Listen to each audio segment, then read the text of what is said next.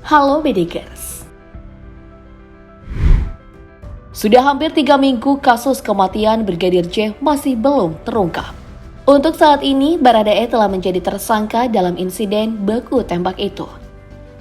Selain nama Baradae, beberapa anggota kepolisian juga terseret dengan tewasnya Brigadir J, misalnya Irjen Verdi Sambo, orang yang diduga menjadi dalang semua kasus ini. Lantas seperti apa sosok Verdi Sambo? Berikut kita akan mengupas harta, tahta, dan wanita Irjen Verdi Sambo. Mari kita bongkar. Nama Irjen Verdi Sambo dalam dunia kepolisian bukanlah hal baru. Karena sebelum namanya heboh dibicarakan seperti sekarang, wajah Verdi Sambo beberapa kali muncul di layar kaca dan turut diberitakan oleh awak media. Hal ini tak lepas dari prestasinya dalam menjalankan tugas.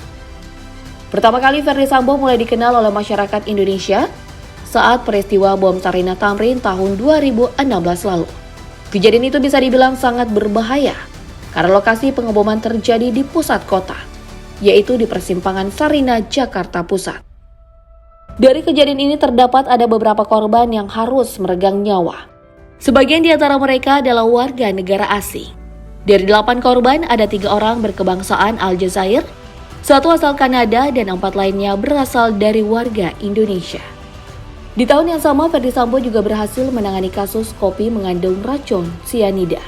Di waktu itu, Jessica Kumala Wongso menjadi tersangka dalam pembunuhan sahabatnya sendiri, yaitu Mirna. Berlanjut di tahun 2018, Verdi Sambo lagi-lagi menjadi orang yang mengusut tuntas kasus perdagangan orang jaringan Timur Tengah. Dalam kejadian ini, ada 8 tersangka yang diringkus oleh polisi dengan motif kejahatan, memberi iming-iming upah yang besar kepada para korban. Dengan kata lain, modus yang berakhir dengan kesengsaraan.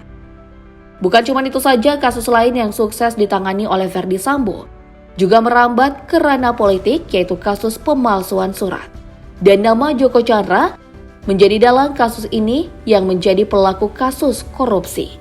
Karena ulahnya itu, Joko Chandra diganjar hukuman 2,5 tahun kasus surat palsu dan 4,5 di kasus korupsi. Kemudian ada kasus kebakaran gedung di Kejaksaan Agung RI tahun 2020 yang kejadiannya belum terlalu lama. Dalam kebakaran ini sangat disayangkan seluruh dokumen penting Kejaksaan Agung ludes dimakan api. Tapi Verdi Sambo beserta timnya telah mengetahui motif kebakaran ini dan ada beberapa nama yang diduga menjadi tersangka. Dari sederet prestasi yang berhasil ditorehkan, karir Verdi Sambo di kepolisian bisa dibilang sangat baik. Pria kelahiran 1973 ini merupakan Inspektur Jenderal Polisi, lulusan dari Akademi Kepolisian tahun 1994. Selain itu, Verdi Sambo juga dikenal seorang pria yang hebat dalam bangku pendidikan.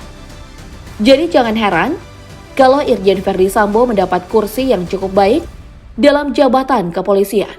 Nah, karena Verdi Sambo memiliki banyak jabatan, untuk itu kita akan mengupas sedikit saja. Memulai karir kepolisian di tahun 1994, jabatan Verdi Sambo yang pertama adalah Pama Lemdiklat Polri. Dengan kinerjanya yang baik, Verdi Sambo cukup cepat naik jabatan di kepolisian. Sebut saja Kanit Resintel, Wakapolsek, Wakasat Reskrim, Kasiaga, Kasat Reskrim, dan Kapolres merupakan perjalanan karir Verdi Sambo di kursi jabatan Polri. Di tahun 2015, Verdi Sambo mulai mengambil bagian di Polda Metro Jaya dengan posisi sebagai Wadireskrimum. Dari sini, karir Verdi Sambo menanjak seperti roket. Tepatnya di tahun 2020 lalu, Irjen Verdi Sambo mendapat kepercayaan dari Polda Metro Jaya menjadi Kadif Propam Polri. Kalau kita hitung jabatan Kadif Propam Polri, Verdi Sambo baru berjalan selama 2 tahun. Tapi dengan kasus Brigadir J yang mencuat dan heboh di tanah air, nama Irjen Verdi Sambo juga terseret dalam kasus ini. Di mana lokasi kejadian pembunuhannya terjadi dalam rumah Verdi Sambo, 8 Juli 2022 kemarin. Meski Baradae menjadi pelaku utama dalam insiden polisi tembak polisi, namun Irjen Verdi Sambo diduga sebagai dalang kematian Brigadir J. Karena jabatannya di kepolisian telah dinonaktifkan untuk sementara oleh Polri, karena dicurigai sebagai pihak yang memalsukan data. Hal ini diambil oleh Polri untuk menjaga komitmen mengedepankan objektivitas, transparansi, dan akuntabel sejak awal pengusutan perkara, tanpa ada yang harus ditutup-tutupi. Oke, sekarang kita pindah ke pembahasan selanjutnya, yaitu kekayaan dari Ferdy Sambo.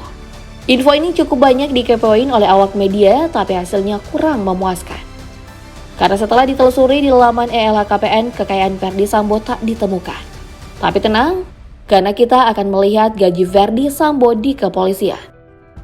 Sesuai daftar penggajian anggota Polri yang dilansir dari laman tempo.com, gaji Ferdy Sambo berada di kisaran Rp4.930.000 sampai Rp5.243.000. Itu baru upah per bulan, belum termasuk tunjangan dan sebagainya.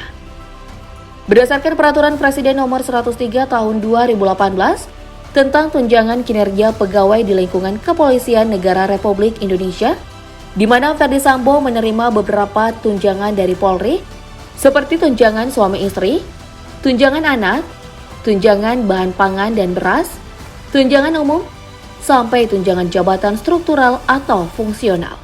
Bukan cuma itu saja, Ferdy Sambo juga memperoleh tunjangan jabatan, tunjangan khusus provinsi, tunjangan pengabdian di wilayah terpencil, dan tunjangan lainnya, seperti melakukan perjalanan dinas plus uang makan. Dan usut punya usut, Ferdy Sambo masih memiliki satu tunjangan yang bayarannya cukup fantastis, yaitu tunjangan perwira polisi sesuai kelas jabatan. Untuk jabatan Irjen Ferdy Sambo sebagai Kadif Propam Polri, berada di kelas jabatan 17 atau berada satu tingkat di bawah jabatan Kapolri dan Wakapolri. Itu artinya Ferdy Sambo menerima tunjangan perwira polisi sebanyak Rp29 juta. Kebayangkan? Dalam sebulan Ferdy Sambo mengantongi gaji yang nilainya hampir mencapai ratusan juta rupiah. Namun sayang banget, kita nggak bisa melihat harta lain yang dimiliki oleh Brigadir J. Selain rumah mewahnya di kawasan Duren 3, Jakarta Selatan, yang menjadi tempat penembakan Brigadir J. Meski begitu, tentu Ferdy Sambo memiliki mobil dinas atau mobil pribadi seperti Alphard, Pajero, dan yang lainnya. Dengan segala kemewahan yang dimiliki oleh Ferdy Sambo, kehidupan anggota polisi ini semakin lengkap. Dengan hadirnya sosok sang istri cantik bernama Putri Chandrawati. Namun belakangan Ferdy Sambo banyak diinfokan oleh awak media bahwa ia diduga menjalin hubungan dengan poluan cantik, yaitu AKP Rita Yuliana. Tapi kebenaran info ini masih dipertanyakan. Karena sampai detik ini belum ada bukti yang kuat untuk membuktikan kalau AKP Rita Yuliana adalah selingkuhan dari Ferdy Sambo. Begitupun dengan isu pengunduran diri Rita Yuliana yang juga ramai dibicarakan di sosial media.